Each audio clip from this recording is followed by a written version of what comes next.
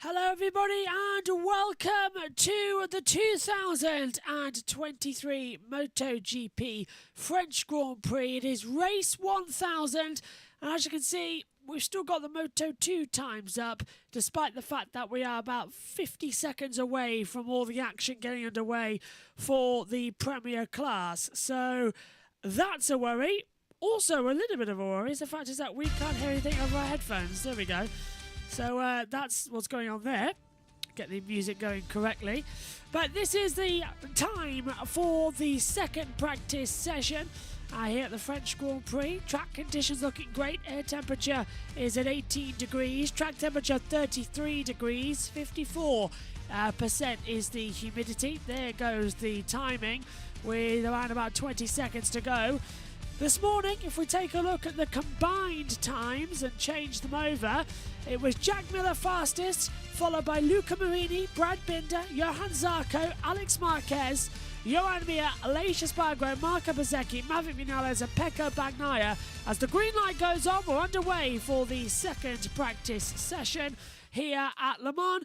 So the tension will now start to get up. So at the moment, they are the 10 riders automatically going through to the next part of this practice session, going into qualifying, automatically to Q2. Having to go through Q1 at the moment, Quartararo on home soil, Marc Marquez, Franco Morbidelli, Augusto Fernandez, Nakagami, Martin, Di Giannantonio, Rins, Petrucci, Salvador and Folger as well.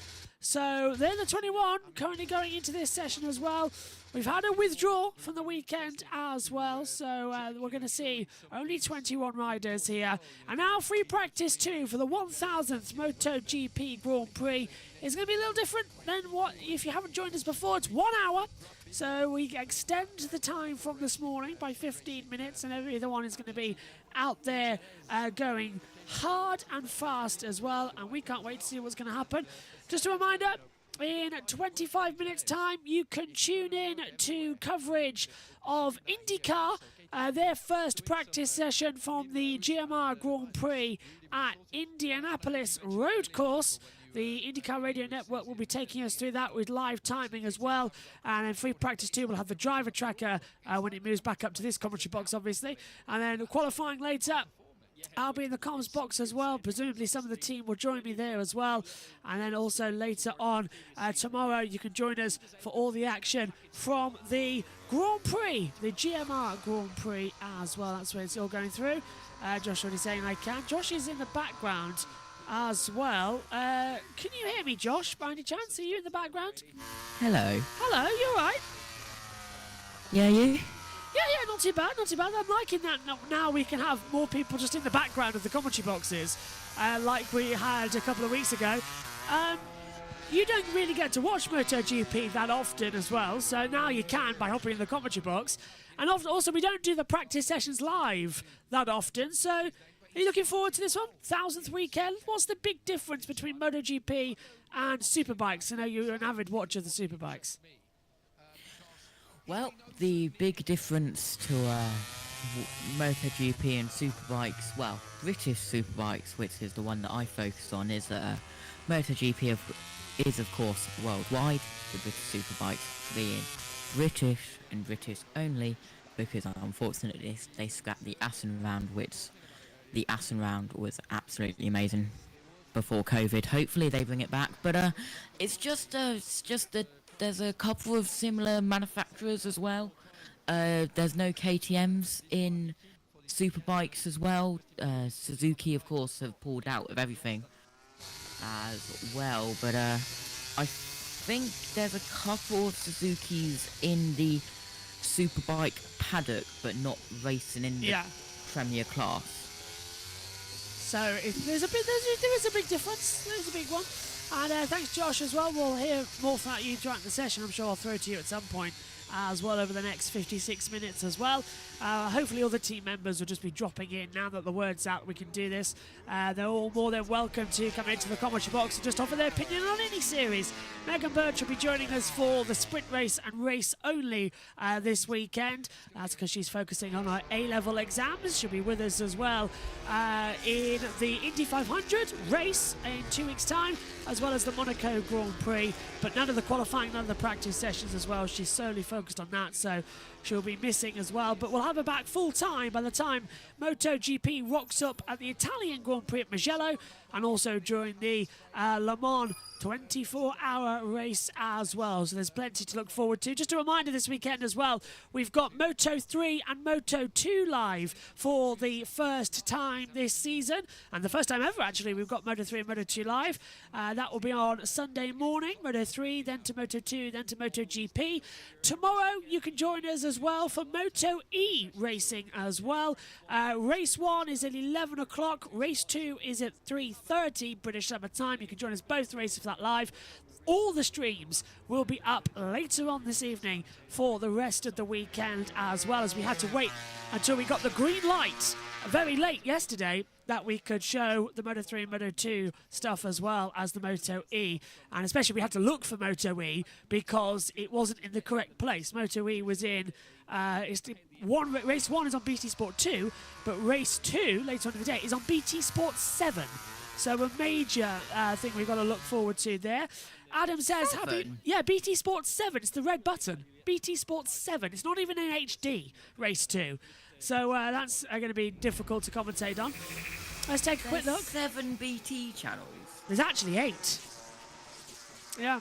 BT Sport 1, 2, 3, 4, Ultimate and 5 are all in HD. BT Sport 6, 7 and 8 are SD only. And you can get those via the red button as well, in case you were wondering all the action. But Adam says, happy Friday, Josh and Josh. T, have a fantastic weekend. See you guys for FP1 and 2 next weekend for F1. Looking forward to it, Adam, as well. Also, later on this evening, you can join us for the weekend review that I've had to film quite quickly because we were supposed to have the panel together for that. But with the commentary box having work done, we've missed out on that. So I'm going to try and get them all on next time out in Imola to do the review show. Anyway, let's say good afternoon to our BT Sport team as well, as the times are starting to come through. Let's hand over as well to Gavin Emmett. He can excel, he can make the difference, and he did it all by himself in Austin. But the bike is not as competitive as the others for now, so they need to make inroads. They're working hard. Looks like the first signs though of that new Calyx chassis are quite good, so we'll see how that goes. At the moment they're all swapping it because I think during the test in Jerez it's mainly Bradle that used it. Joan Mir tried it and then had a bit of an issue with his bike like early on, so he wasn't really able to assess it, and Alex Rins actually didn't get the chance to try the chassis, which he was really annoyed about. So we'll see how that goes. I mean, I think this should find some improvements, and it looks like the feedback from the rider is quite positive. On board with Fabio Quartararo through Museum Corner. Down to second for Garage Bear, dropping down the hill. So looking at the tyres. Let's have a listen to the M1. This is audio up.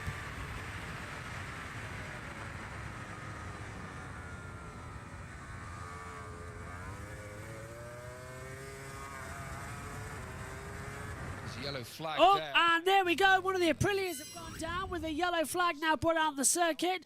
I can't tell. It's Maverick Vinales who has gone down on the track. Oh, no, sorry. Correction. It's Aleix Espargaro at turn 9. He's wearing an MM helmet at the back as well, so it kind of threw me for a second because it looked like MV. But I would be able to tell because usually the riders on their bottom have got their names on them as well for the TV cameras, but it was scraped off, so that took a second, and they're both wearing similar helmets this weekend, Aleix and Maverick, but it is Aleix Espargaro who's gone down at 11 and 12, where Marc Marquez crashed out this morning. Yellow flag is retrieved. We're back to green flag running, as Alex Rins, who's currently 17th on the combined times, looking quick. In terms of this solo FP2 session, love the fact I've got my 2 timing screens back, because one's on combined that you're looking at, and one's on the current. So in the current session, it's Marco Bezzecchi fastest with a 1:32.275, but the fastest time from the combined practice is still Jack Miller's from this morning, a 1:31.449. And looking at it, only Jorge Martin and Alex Rins, as well as Lorenzo Salvadori and Jonas Folger, has improved their time. Meantime, Franco Morbidelli has crashed out at Recruitment, the last two corners on the circuit, turns 13 and 14. It looks like he's dropped the front and got into the gravel. As Johan Mir and Alex Rins cross the line, Rins stays 17th, the 1:32.354. Looks like just a little bit of a drop front there as well. But that brings out the yellow and will neuter their lap times as well from improvements, as Mia cuts out the Ford chicane a little bit too much as they come down into La Chapelle. Now we're on board with Maverick Vinales coming through Garage Vier, and now punching down towards the museum corners as well at the back half of the circuit. Vinales looks quick, but Josh, I got asked a question in the Grid Network show for a pick a winner just for the sprint race, and I said Jack Miller would be my pick-a winner because the KTMs have been making great starts. He's currently top of the combined sessions. Who are you eyeing up for this weekend's races? I'm also eyeing up Jack Miller for the sprint race. See, all good minds. Everyone's thinking the same thing. Although, and maybe Bagnaia, but it depends how he is. But Maverick being told to box there, but maybe Bagnaia. I might change my mind, see where they qualify, and see how they do in the sprint race as well.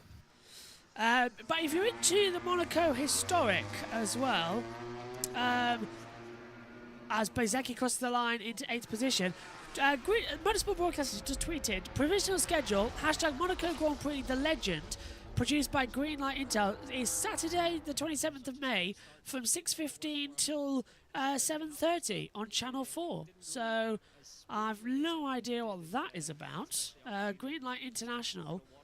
So that's something new to me in terms of a possible show. It's not anything to do with qualifying, as we've now got an accident for Lorenzo Salvador, who has crashed, I think, at 11 and 12 on the Crypto Data RNF bike as well. That's the Aprilia. This the Aprilia customer team. Used to be the Petronas Yamahas, but they changed over at the end of last season, so it was their debut back at the Portuguese Grand Prix. Zarco is currently back in the pit lane, yellow flag still out. Bezzecchi's improving in the middle sector. Track temperature now at 35 degrees, air temperature at 18 as Jorge Martin, Johan Mir has crashed. Johan Mir has crashed out on the Repsol. So that is down at turn 7. So that's coming into Museum out of before Garage Vier. So Garage Vier is where the long lap penalty is, by the way, on the exterior of turn 8. So that's a very risky part of the track to crash up. Bezzecchi coming out of Recruitment up towards the line, and does he improve on 8th? Up to 3rd with a 1:31.654 time, and he's the first improver inside the top 10 of this session. So 16 riders are all within a second as Johan Mir is back up and running, so that brings in the yellow flag. And we've got another yellow flag now as soon as I say it, down in sector 1. So somebody else has crashed out. This is turn 7 for, that's Mir just dropping in on entry, the front buckled underneath him. We see that accident so often, Josh. How often is it in British Superbikes and World Superbikes? Yeah, it's quite often as well, and that's the number 37 of Augusto Fernandez crossing at turn 4. That's what caused the yellow flag as well. They're going to try and get it back running, but they're just checking it. And what you can't do in British Superbikes, and let's have a look at the replay before we continue, Josh. I think the front's going to buckle on him as well. That's an unusual one. So he's coming out of a right-hander, and he goes to change the bike over to the left, but it buckles on him as well. So it buckled the way he turned. That's very unusual for it to happen. Usually it's the other way around. He wanted to go to the right, goes to the left, and Alex Marquez has crashed down at turn 7 at the museum corner as well. So a number of accidents that are just keeping the yellow flags out in this session, and it's spoiling everybody's lap time. Let's see how he did it then. Presumably the front's going to buckle on entry as well. The rear was out of step, and that was going for the minute the rear was out. The front buckled immediately. Nasty tumble there as well. Yeah, and what you can do in MotoGP and what you can't do in Superbikes is that if the bike has gone down and the bike is in a state to continue, you can continue. In British Superbikes, you can't. The only way you can is if it is safe enough to ride back slowly to the pit lane. That is the only way you can get back on after a crash in British Superbikes. And I think World Superbikes as well, I'm not sure, I don't focus that as much. But there's the track temperatures around the circuit on our screen now if you're watching along with us. 35 degrees up in turn 4, 139 degrees in 8 at the long lap. That was 102 Fahrenheit as well. So quite colder down in turn 4 near the Dunlop chicane, and around 40 everywhere else, Joss, as Banzai comes across the line, 132.740. Yeah, hasn't improved as well on his own best time. I'm having to use a handheld mic for a few minutes as well with the lip because the headset apparently is disconnected, so I apologise for not sounding too great. But yeah, Jack Miller still fastest on 131.449 as well. As the action continues to come through, looks like Aleix Espargaro is going to be pushing up forward as well on his own times as well in the coming moments. But there's a lot more to anticipate coming into this round of the championship as well. We've got an exciting battle in terms of the championship points because Bagnaia now as well losing out by having a few little problems as well in the last couple of races, most notably of course crashing back at the Circuit of the Americas. It's now put the world standings in a very interesting position. Bagnaia leads on 87 points. He's 22 clear to Marco Bezzecchi. And then we've got Brad Binder now 25 points back. Miller's 38 points back. So they're all sort of coming into the... I've got my headset back now. So they're all sort of coming into the position of... They're going to attack, and coming through. T Vintage has Yamaha on board. Yep, as we were on board there a few moments ago. So the championship's looking fantastic. Absolutely fantastic. Bagnaia, this is his bogey track. Ducatis don't like Le Mans as well, and that's what we're seeing. So the KTM stand their best chance to get through coming into this weekend. Now we're going to hand over to BT Sport for a few moments because they've got some updates for us as well as some of the actions. Actually now, yeah, it's off now. So it's just a 360 camera in the back now.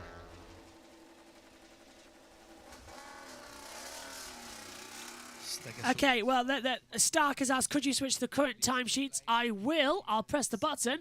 Here's the current timesheet then, just to give you an update on where we stand in sort of free practice 2 times.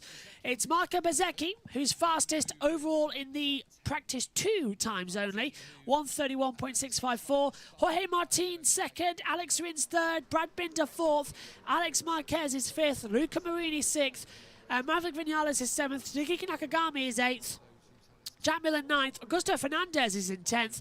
Then we get Francesco Bagnaia in 11th, Fabio Quartararo 12th, Fabio Di Gianantonio 13th, Marc Marquez 14th, Johan Zarco 15th, Falco Morbidelli 16th, Lorenzo Salvadori 17th, Daniel Petrucci 18th, Johan Mir 19th, Aleix Espargaro 20th, and Jonas Folger is 21st. So that's the current times in this session, and Bezzecchi's got a half a second advantage over everybody else at the moment. In the combined times, which you knew, it's Miller, Marini, Bezzecchi, 1, 2, 3, and Miller and Marini separated by around about 95 thousandths of a second. The French fans, though, responding to Johan Zarco coming out on the track as well. As we'll hand over to BT while I go and get ready to start over with the IndyCar in Combog Speed. So let's hand over to them while we just wait for the conditions to brighten up a bit. But the clouds have come over, like predicted, and the wind's picking up as well. See the wind there, look. Yeah. It's picked up quite a lot. And it's on the top of the hill, isn't it? So you know, up there, dropping then down to La Chapelle. Some more exposed bits of this circuit. Just the first runs done. Most people back in the pits. 2 factory Aprilias are out on track. Where are we at with Aprilia, Michael? Aleix Espargaro almost likening it to the Yamaha in that, yep, you can put a fast lap in practice, but when it comes to the race, it's not a raceable bike. Yeah, well, I think typically ahead of this season it would have been considered a raceable bike, but you had the Ducatis punching off the corner, able to make it more stop and go. But now KTM were able to do the same, so their lowering system seems to work in unison with their electronics and the amount of torque they put through the tyre. So Aprilia now maybe looking to reevaluate what they're doing. They've got a chassis that steers, it rides quite flowing, it does the lap time, looks really stable and balanced, but then in the battle they don't feel like they're able to stop, go, really dive in on the brakes, turn it, not lose too much in the middle of the corner, punch off the turn. So yeah, work to do, and maybe adjusting their approach to allow them to race in the similar manner as KTM and Ducati are achieving the lap time. Quartararo, we talk about then what's happening at Aprilia. They tested a new exhaust, a couple of little bits here and there, wing-wise, in Jerez. I thought Fabio looked good this morning. I have to say, I thought his pace wasn't that far off. The problem is, as soon as the fast laps come in at the end, he hasn't got as much margin to improve. He always looks good. I mean, in Jerez, his race pace was good as anybody. You know, he topped the warm-up. He was really quick in Jerez. Great race pace, and then messed up the qualifying. He was 16 on the grid, and once you 16 on the grid, this is basically it. You know, you can't recover that many places anymore. It's too hard to overtake. You know, all those bikes now are very, very efficient, and the riders are very close together. So the qualifying is super important. And Fabio was able actually to do a really good start in the first sprint race. He went from 16 to 8 when the red flag came out after the first lap. He was 8th, so that was really encouraging, and he got bad luck. So, you know, as well as not being able to qualify well, he didn't get good luck. And then we know, you know, in the GP start, he had that issue and crashed in turn 2. So I think you know, it won't take much. They need to sort out the qualifying. They need, as a team, they need to find a little bit more performance, a little bit more how to extract performance out of the bike in qualifying mode with the low, you know, low fuel and new grip, And not get any penalties. and not get any penalties. Which is easier said than done, Well, isn't to it? be fair, the penalties, they weren't deserved at all. So this was not down to them. I mean, I want a penalty chat, are we? Nice. Shouldn't have been there. I heard Michael and Neil and Susie talk about it earlier today. Yellows. Sorry guys. Yellow flag, sectors 3 and 4. So who has gone down? As we take a look at the Ducatis, just scrolling through some setting options as well on the bike for Pecco Bagnaia, as there's some photographers taking some flashes. Either that or it's starting to lightning out there on the circuit. And then Bagnaia wasn't happy, so we've got a yellow flag. I cannot see why. Sectors 3 and 4, that indicates it's round about turn 8 to 11 as well. No sign of the rain, but we knew it was on the forecast, and it's now Jorge Martin who has crashed out of the session as well, and he's got a second spare bike. Remember, it is down at turn 10 as we predicted. The yellow flag's come in though.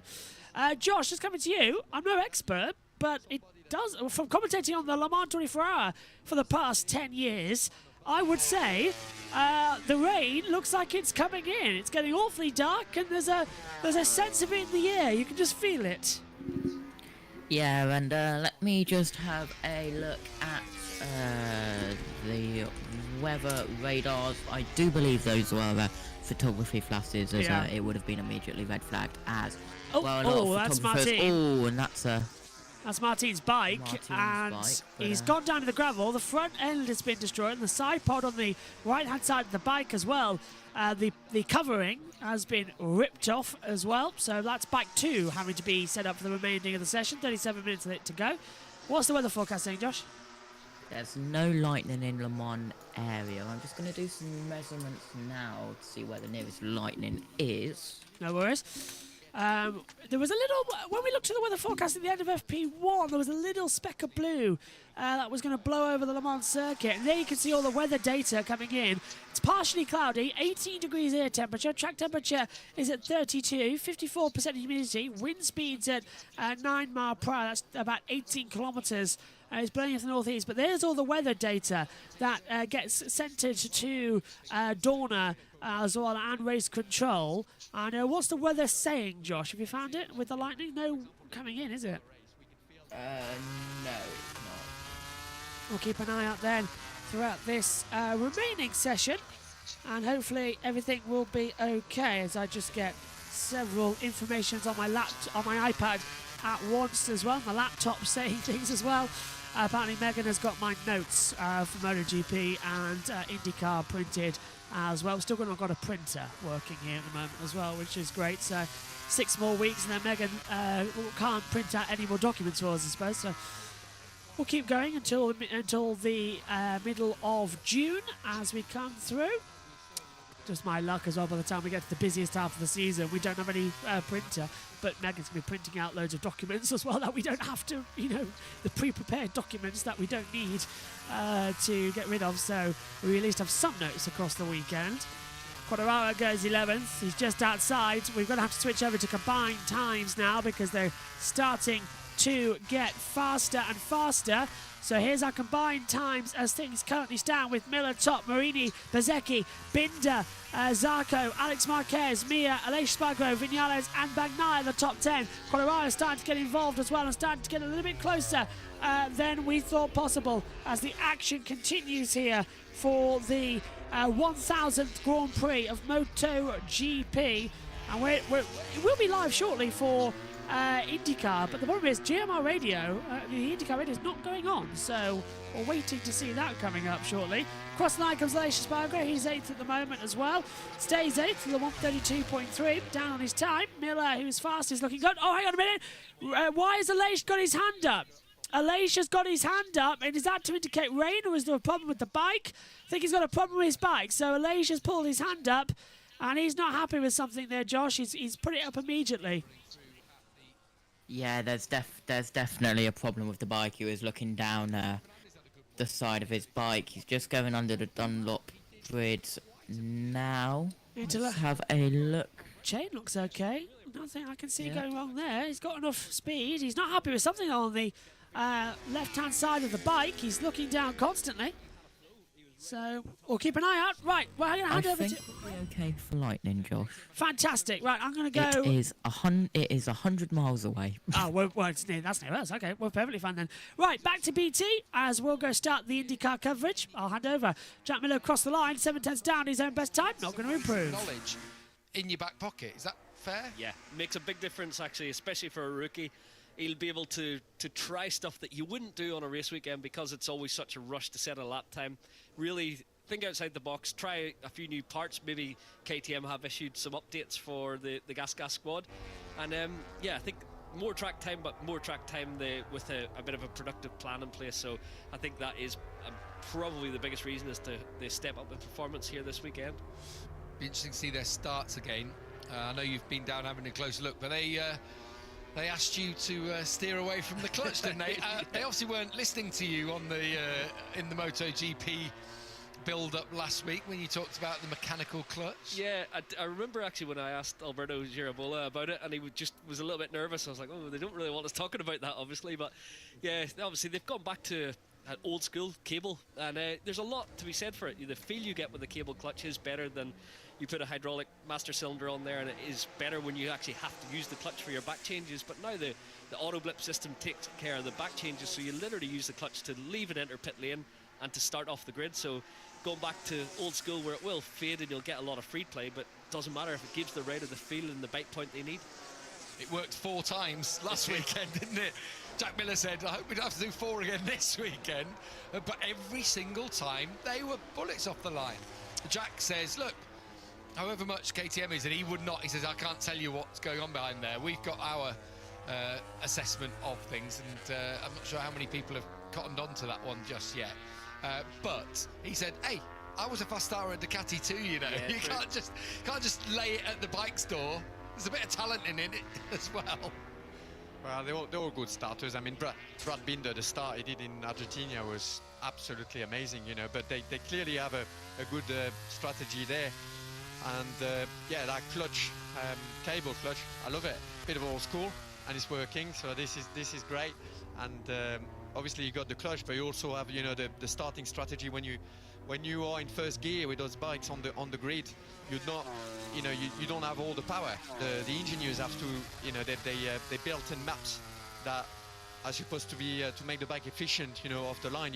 There is way too much power to be using, you know, in first gear. So they've obviously been very clever at doing that, and they've got a very good rear height system and front lowering device that's working really well. So it all works together. You've got to have a rider that starts well, but you've got to have a system as well that really works together, all blends in together to make the bike efficient. Because however much you have all the electronics and your launch control systems as such, which again you're not allowed certain things on, it's still ultimately rider dropping the clutch or finding the bite. The first 20 meters are the most important, and that is the rider and the feel that you get for the clutch.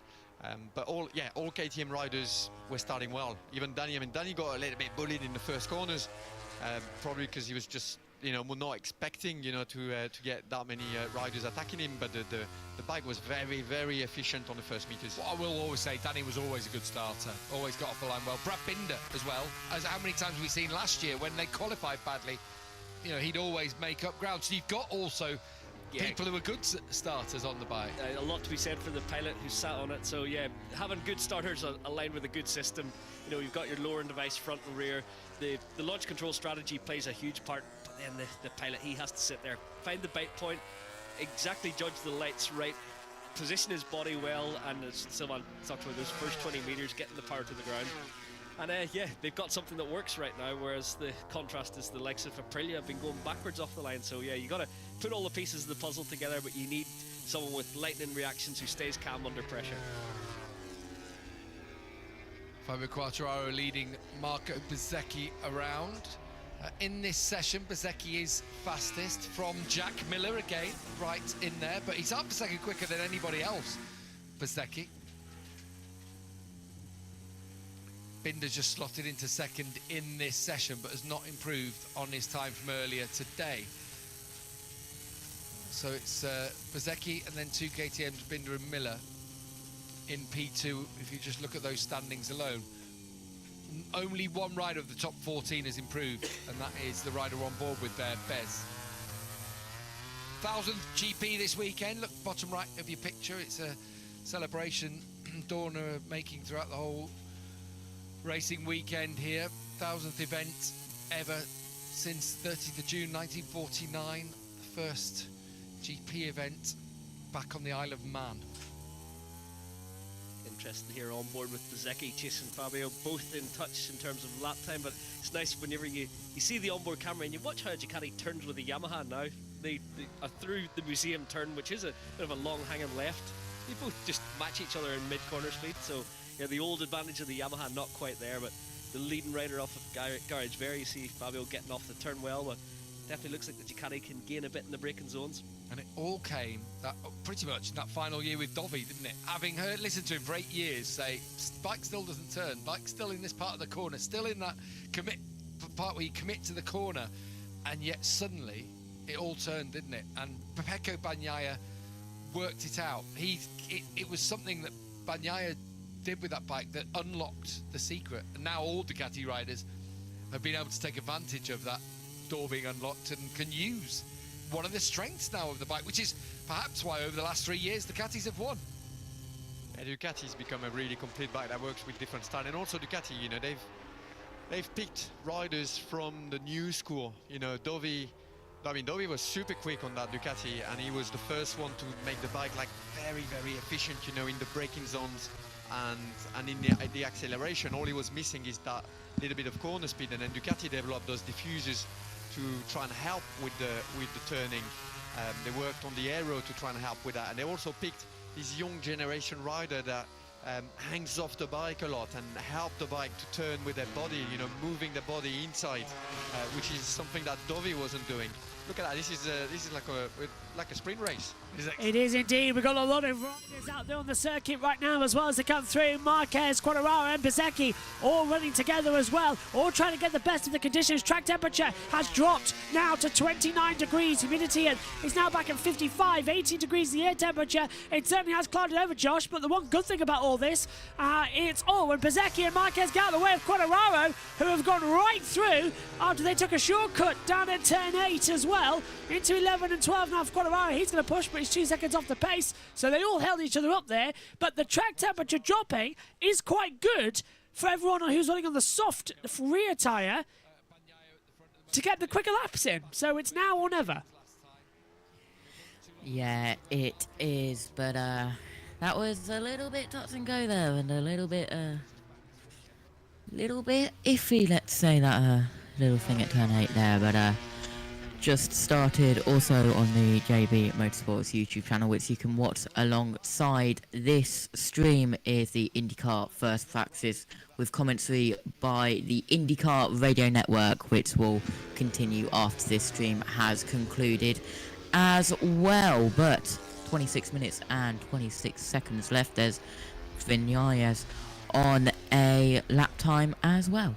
Into the last two corners at Recudemont as well. Pushes hard. He's 3/10 down on his overall best lap time, but is it enough to get him higher up the order? Cross the line for Vinales, goes second overall in this session with a 1:32.067, but stays in 9th place on the combined times. We're showing you the combined times on the timing tower right now, and on the monitor up in the commentary box, I've got a split screen of both of them. So I've got the combined times on one and the current times on another. In this session, we're doing a 1:31.654. That's Marco Bezzecchi, who's got the fastest time. In terms of what we set this morning, it's a 1:31.449. So the track is around about the same time as it was this morning, which usually suggests that we're going to see, in the last 5 minutes of this session, the Banzai laps go for it as well, and we'll see the bigger punches being pulled out. So next 20 minutes, this is just basically, Josh, a qualifying simulation run and a race simulation, because we'll be racing the same time this coming Sunday. Yeah, we will be, and just putting the laps in as well. And 5 minutes into the IndyCar, and the car's already on fire, so definitely going well over there. Car's on fire? Yes. What? Is it red flagged? No? No. It was a brake fire / kind of that fire. Maybe I should have that up on the Oh, iPad. that's the number 36. Mia's gone off the track. That is, I believe, down at turn 11 and 12. He's going to come off. Yep, it's down at 11 and 12, so it's at the chicane. I'm not going to spoil it, but last year, he started 14th, led 50 laps, and won Indy Road Course Race 1. So if you know who won Indy Road Course Race 1 last year, you know who I'm talking about. Well, is that on Sky F1? I'll get it up on the iPad up here in the commentary box, because right now I've got this open as well on the main TV pictures. I need more cameras. I'll tell you what though, I need to give you all the information, Josh, on what you need as well, so that you can share screens as well, so that we can have like 3 different sports on at once and create like a super hub of broadcasting things. It's just like a screen capture, isn't it? Yeah, it's just a capture card. Yeah, HDMI to USB capture card. Looking at something like that.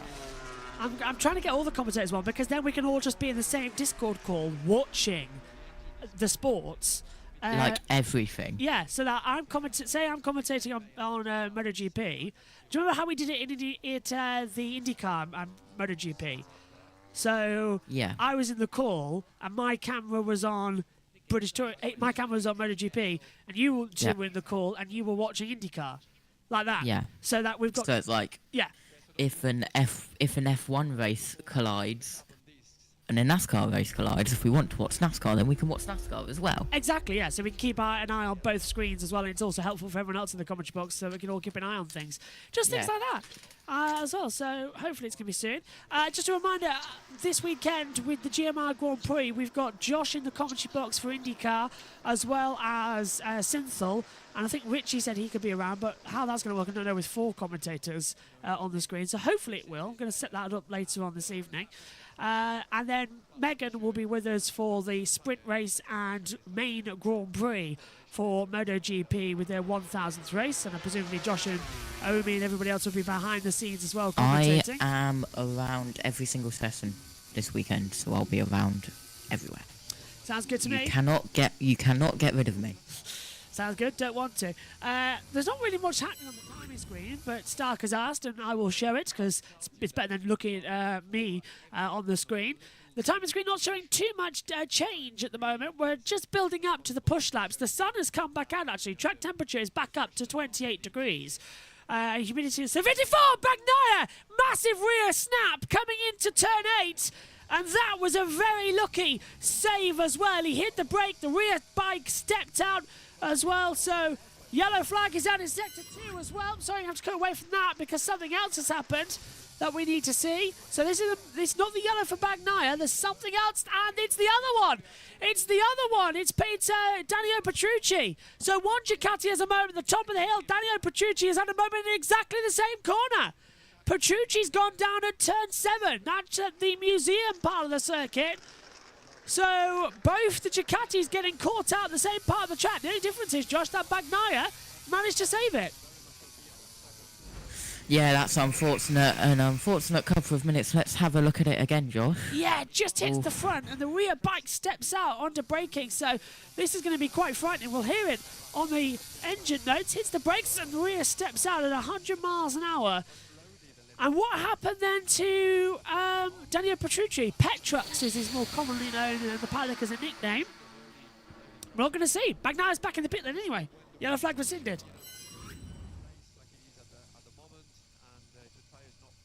So taking a look at the timing tower, nobody is improving in this sector. Let's take a look at the current sessions as we see. Here we go. Everybody wanted to see the timing sheets. Well, there it is. We've now switched over to current times in this session because it's a 1:31.654. That's Bezecchi. He's the top. Miller, however, is the fastest overall, 1:31.449. So we're still, 2 tenths away? And no one's improving. No one is improving.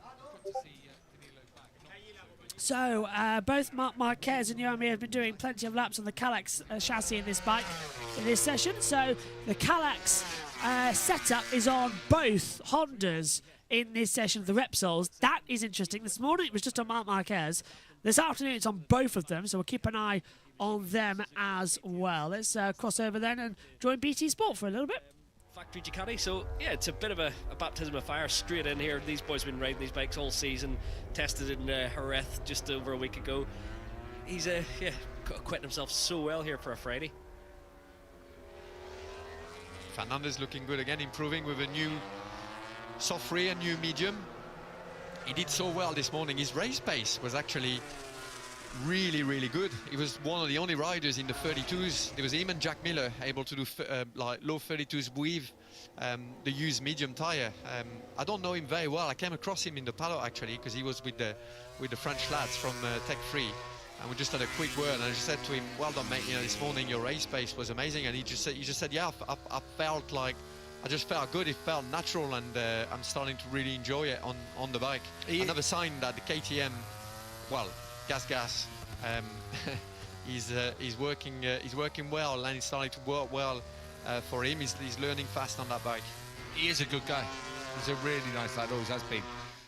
Augusto. And yes, started well. 0.6 off for Fernandez. Another rider now has improved in this session. It's Fernandez into 13th place. Fabio Quartararo looked frustrated there. He's just gone out with a new soft set on front and rear. Just to get into that point, aren't we? 20 minutes to go. He's going to throw a few tyres at this one because he knows how important it is to get through to Q2. Yeah. After the mistake in Jerez, they aren't going to make the same mistake again. But on the direction change down into La Chapelle, just couldn't quite pull it down. Oh, actually, missed that little moment from the front. So yeah, maybe just the front temperature not quite there yet, and just caught him out. But set himself up for a lap here behind Digi. One thing, they did have a go this morning. It wasn't like Jerez where they didn't try in the morning. He actually was right at the top. At one moment was Quartararo. It's just that everyone else then knocked him back out of the top 10, and it's not going to be easy, is it, here, lads, for him to improve in these conditions? This last 15 minutes for Fabio now, this is going to be all or nothing. He's got to risk it all, and he knows it.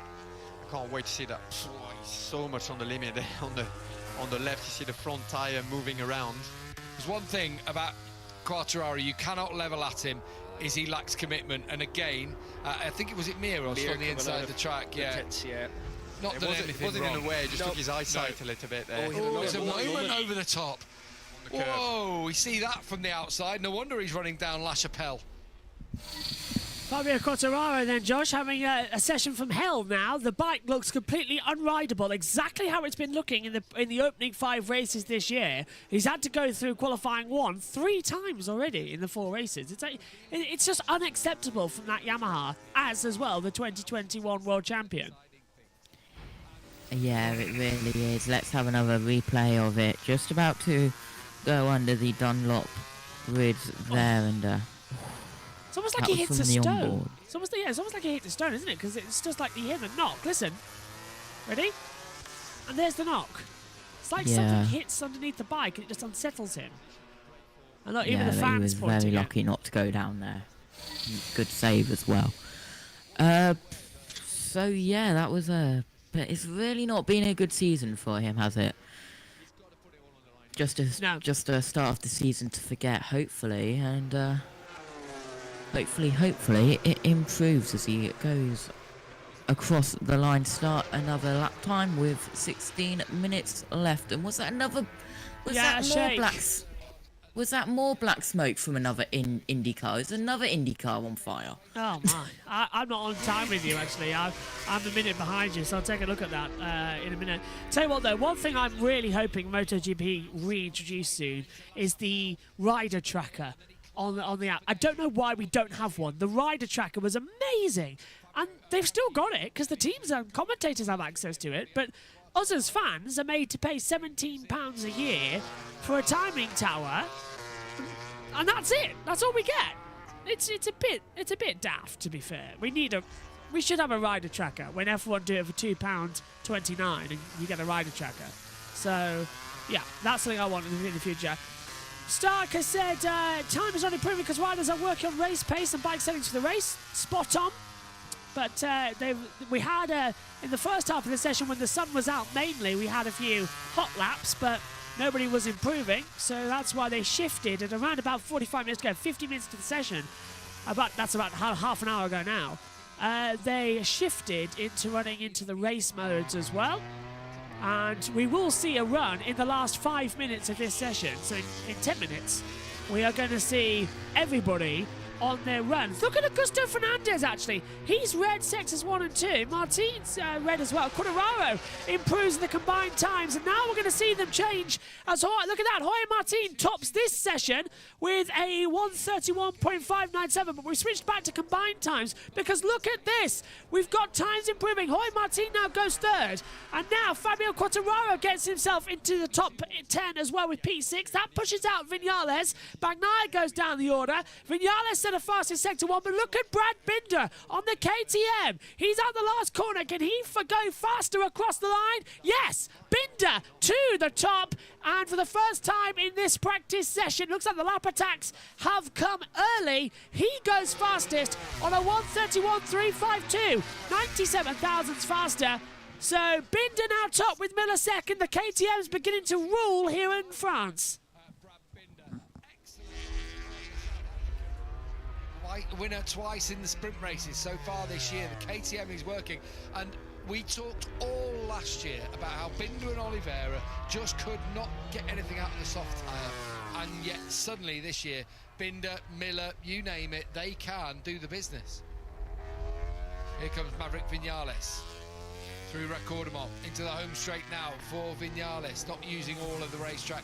You've got to be careful coming out of that final corner because it comes to Vinales a point if you do run fifth. too deep coming out of it, and as Vinales goes into 5th place, he judged that one perfectly.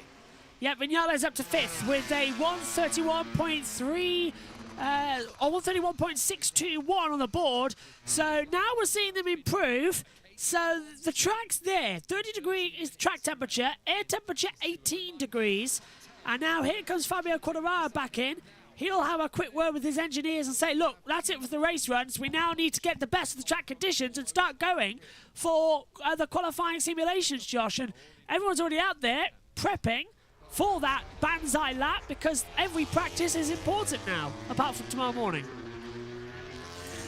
Yeah, it really, really is. And I'm quite happy because I've just had a look at the IndyCar spotter guide, and you know how Pasano and Castelneves are always the same 2 colours? I know what you're going to say. I've looked. They're not, are they, this weekend? Yeah, which is cool. But back to MotoGP. We'll talk about IndyCar later on in qualifying, which will be live as well as practice 2, practice 1 on now. But Vinales on a lap time, estimated 4th currently 5th. And then that's Bagnaia as well. Marc Marquez also on a lap, but he's getting getting caught up there. Yeah, he's been held up by Pecco Bagnaia, so Bagnaia's purposely blocked him coming into turn 7 as well at Museum and coming down to Garage Vier as well. So Bagnaia is up to his old tricks with Marc Marquez again, the two rivals who went together for the World Championship and battles as well a couple of years ago, now coming back at it again. So Binder, 131.352 is the fastest. Mia's coming into the pit lane as well. But everybody now in the drop zone who will have to go through Q1 is some of the big contenders. Aleix Espargaro, Bagnaia, Marquez, Morbidelli, Rins, all in there as well. So that's 5 big names having to go through qualifying 1 at this stage. And people say this series isn't close as Marc is let through by Bagnaia, but Bagnaia's not, and Marc's now holding up Bagnaia. He wants the toe. He's looking back. Marc's looking back saying, no, you go first. And Bagnaia's going, aha! Bagnaia said he's trolled Marc and he's come into the pit lane. Brilliant bit of gamemanship there between Bagnaia and Marc Marquez. Bagnaia held him up in the whole last sector, played a brilliant bit of gamesmanship and just went through. Brilliant, Josh.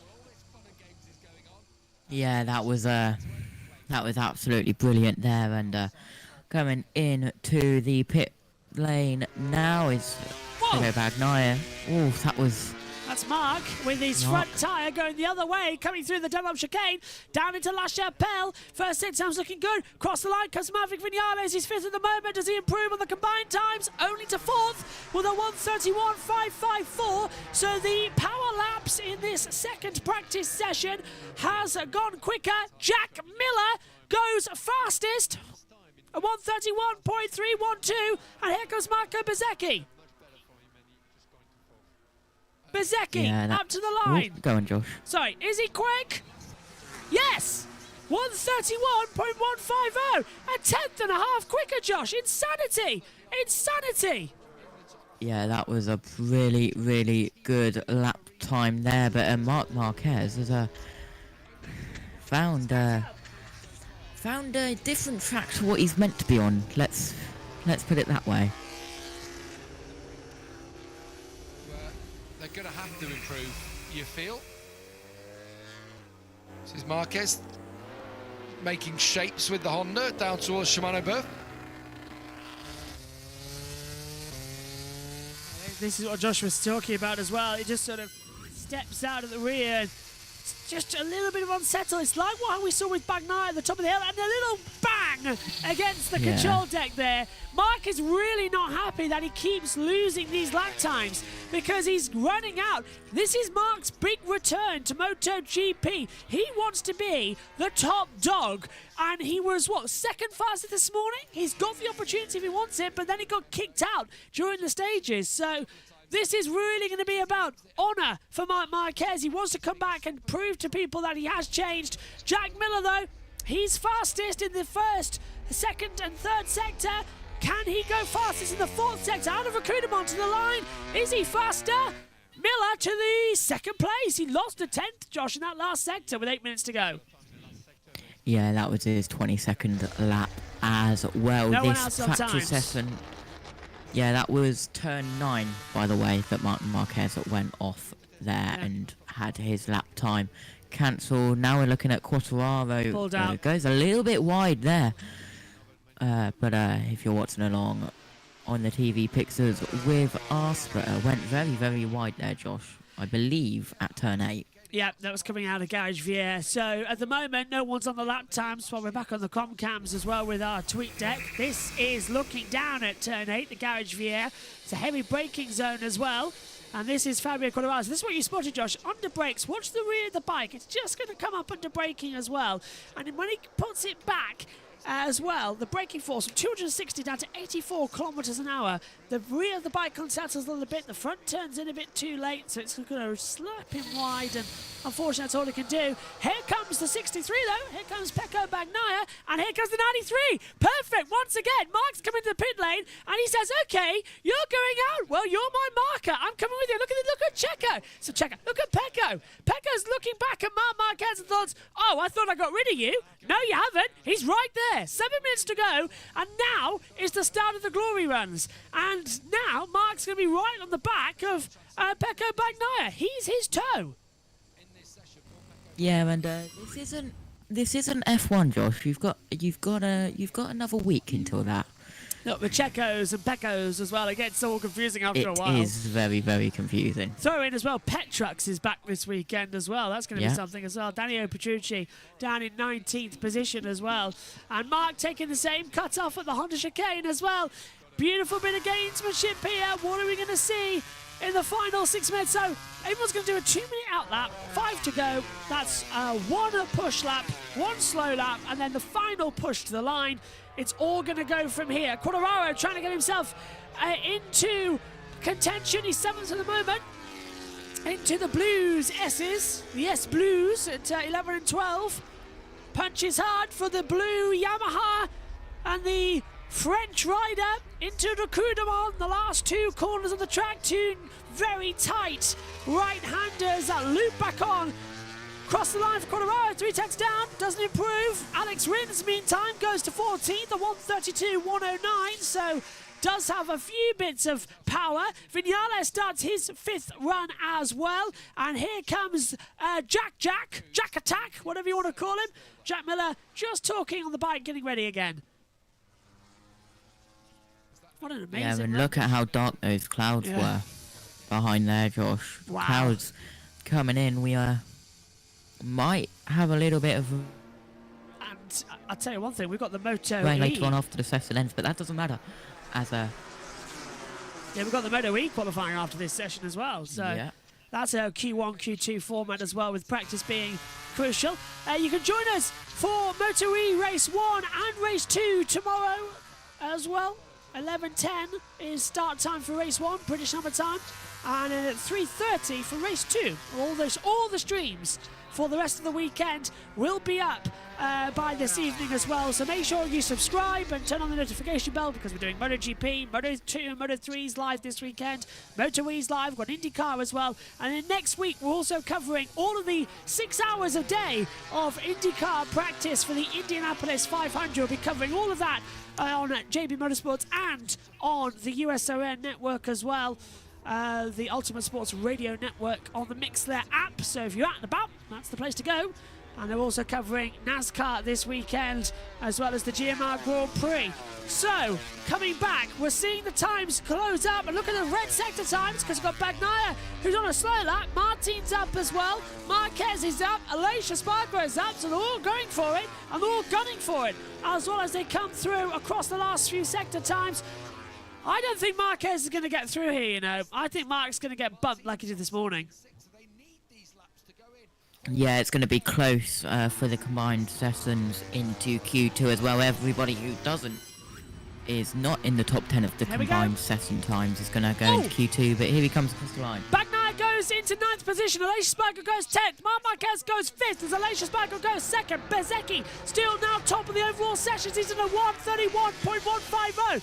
Aleix Espargaro to 2nd. Now Johan Zarco, estimated P5 on the board in the Prima Pramac on his home soil. Can he get anything up there? Ducati need a win this year on the Prima bike as well, and the Frenchman wants to do it. He's been denied every time since 2017. He got close once. Now he feels like it's his best year to do so. Goes only 9th. That's going to put the other Frenchman, Fabio Quartararo, right on his back as well in 10th position. But it has put the championship leader out and having to do qualifying 1. That is Bagnaia in 11th position at the moment. Maverick Viñales, he's P7 at the moment. He's up by 10th in the first sector. Bagnaia likewise as they come out the last few corners through the coup de monde. Now Quartararo's punching in there through for Rins, but Rins is 3 tenths down. Got a yellow flag. That's not what we want to see. Yellow flag in sector 1. Has that improved across the line? Well, Rins goes into 14th place as well. And Vinales and Bergmeyer coming into. Yellow flag is at the Ford chicane at the top. Crossline Vinales goes 6th. Bagnaia is 2 tenths down. Martin's up as well. Look at the timing screens. I know I'm having to flip between them, believe me. I wish I could stay on the timing screen, but there are rules in place as to how much I can show in the last 5 minutes. Cross the line comes Bagnaia. Cross it. Is 11th at the moment. Does he go through? Yes, he goes 7th. Martin goes 3rd. Pushes Bagnaia down to 8th. Quartararo's now out. Alicia Spargo to the top. 131.069. So that's all coming up. Martin 3rd. Alex Marquez is 12th. Don't know where that yellow flag came from because it's now disappeared. Oh, and Marc Marquez, that's him done then for a run. He nearly wiped out Alicia Spargo coming into the chicane at the top of the hill. Alex Marquez goes 8th as well. Yeah, I'd love to keep showing the screen, but believe me, there are rules in place that I can't show at the end as in order to bring it to you. And this is Alicia Spargo with Matt. What do you think in here? That's just Mark getting a little bit close again and coming a bit too hot into the chicane. Yeah, it is as well. That was a little bit too close to comfort there in the final couple of minutes. That's let's have a look of another camera angle. Yeah, that was just Mark going a little bit too close and a little bit too deep. So, 1 minute to go of the session. And just reading some things as well. Eddie Gross says, I have a question. This is at IMS right here in Indianapolis, right? Yeah, I'm just a couple of blocks from the truck. I can hear them going. That's Eddie Gross on the IndyCar stream as well. Oh, you're keeping it across it, Josh. Thank you. Pretty happy with Scott McLaughlin stepping into it. Thank you. Happy month of May. I Thumbs have up. my softwares and my programs which lets me monitor multiple streams at once. Sounds good to me. Although, I'm just wondering why on the timing screen here, there's no times actually coming through on the board. There's only radio, so I've got to figure out what's wrong with that as they come through. Anyway, 30 seconds to go, then I'll fix that issue, whatever's causing it, as they come through. Right, there's the timing screens, but I've got to come back to the main screen. Believe me, I hate doing it, but it's the rules I've got to show for the moment, otherwise producers are going to shout at me in the ear because they want the little clip bits for the TikToks and all that lot as well, and the social media teams. So, Jack Miller, he's 4th at the moment as well. Is he going to improve across the line? Does he go up? Yes, Miller to the top, 130.950. Zarco goes 5th. That's put Bagnaia and Quartararo out of it as well. That's big for qualifying 1 tomorrow, to have 2 big names in there as well. And only 2 can go through, remember. So if Bagnaia, Quartararo, Mia's fast, Rins is fast too, Nakagami and Morbidelli, it's all going to be on there tomorrow. So they're all pushing. The checkered flag is out. Who is going to improve? Across the line will come Fabio Quartararo. He's the first one to make it. Does he get through? No, he doesn't. Quartararo and his home Grand Prix is going to have to go through qualifying number 1. Maverick Vinales on the Aprilia across the line. Is he going to go fast? Cross it. Stay stick! That Marc Marquez has had a huge accident! He's second one of the day, and he goes like this. He can't believe it. That is the Kalex bike. There's only one of those, and it was working so well. Nobody else is going to be able to improve with the yellow flags out there. Mark with a huge accident, he's up and walking away, but that Kalex bike, Josh, is destroyed as Bagnaia goes 9th, but he crossed a yellow flag zone, and Mark cannot believe what he's done. That's 2 crashes in one day, and he's broken both of his bikes. Yeah, that's really not good going in tomorrow. It's going to be a massive repair of both of the bikes. They're going to have to get one ready for tomorrow because it is qualifying day and it is the sprint day as well. And you've also got another practice session in there as well. But really not good for Marc Marquez as he gets the moped back to the gap. Let's take a look at how he did it. So this is coming down into 11 and 12 at the... he's just dropped the front mid-corner under braking and he hits the gravel. He barrel rolls. He's okay up immediately, but the bike, he can't believe it. Absolutely livid that it has been destroyed, and he's looking at all the bits that have broken off and he's thinking, no, of all the things. And his teammate Johan Mir was right there behind him as well, and it's the fact that the bike barrel rolls in the gravel. That is a totally destroyed Kalex bike, and he was happy with the Kalex. So let's just take a listen. Just listen to this. This is the crash.